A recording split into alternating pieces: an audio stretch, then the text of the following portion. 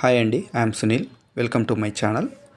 నేనైతే ఈరోజు బెంగళూరులో లొకేట్ అయినటువంటి రంగోలీ గార్డెన్, మోడర్న్ విలేజ్ అని కూడా అంటారు, అక్కడికైతే వచ్చేసాను.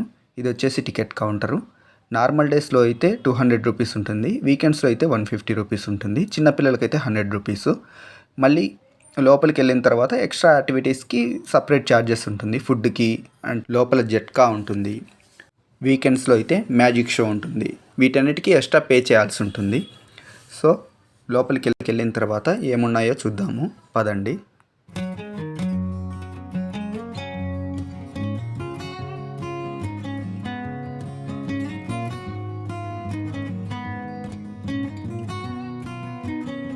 సో ఇదే రంగోలీ గార్డెన్ మెయిన్ ఎంట్రీ అన్నమాట. ఇక్కడి నుంచే మనమైతే లోపలికి అయితే వెళ్ళాల్సి ఉంటుంది. మనం గమనించినట్లయితే అవుట్ సైడ్ నుంచే మనకు విలేజ్ అట్మాస్ఫియర్ కల్పించే విధంగా వారైతే డిజైన్ చేసి ఉంటారు.